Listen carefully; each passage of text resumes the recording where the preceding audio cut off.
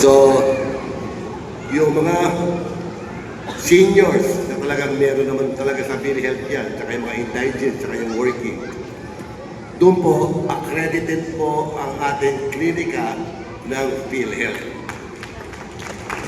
Meron na po tayong yakap, meron tayong gamot.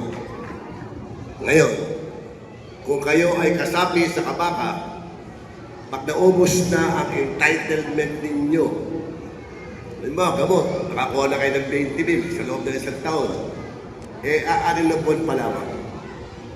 Sa ilalim ng programa ng PhilHealth, sagot nila ang unang 20,000. Pag lumagpas ka doon, yan ba ka na? Ibig sabihin, bayad ka na.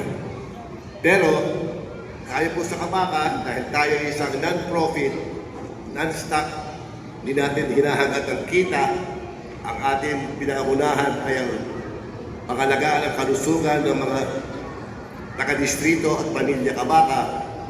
Pag dumating yung oras na yun, meron pa kayong malaking discount sa ating klinika. So pag nakaregister kayo doon, protektado kayo, miski maubos na ang inyong benefits sa PhilHealth. Hindi ko sinasabing libre, kasi wala naman libre na ngayon. May konting bayad, pero hindi katulad ng babayaran nyo sa anuman commercial na diagnostic laboratory at pharmacy.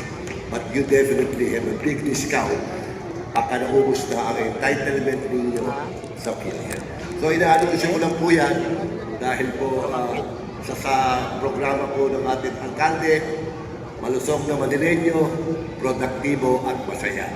So sa ika-31 taon ng ating samahan sa daycare center, daycare lang naman yung 31 years old. Ang Kabaka Foundation po ay 41 years old na. 41. Ang tumatanda lang naman dito si Crystal. Pero tayo po sa Kabaka, bumabata po tayo. So sa inyong lahat, congratulations sa inyong mga chikiting gubat. At hari nawa, naging masaya ang inyong graduation. At salamat kay Yorme. Nandito na kayo ngayon sa San Andres Complex. Dati, hinahatid pa namin kayo. 2, 3, hanggang 4 na session tayo doon sa ating headquarters. Ngayon, nasa San Andres Complex na kayo. Salamat, Yorme. Salamat sa inyong pagmamahal sa aming samahan. At sa inyong lahat, isang mapagpala at magandang hapon at congratulations ulit. Maraming salamat sa inyong lahat. Muli kagalang-galang Amado S. Bagatsi.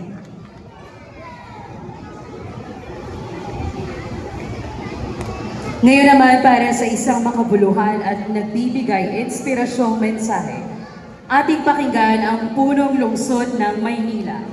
Kagalang-galang Francisco Isko Moreno Domagoso.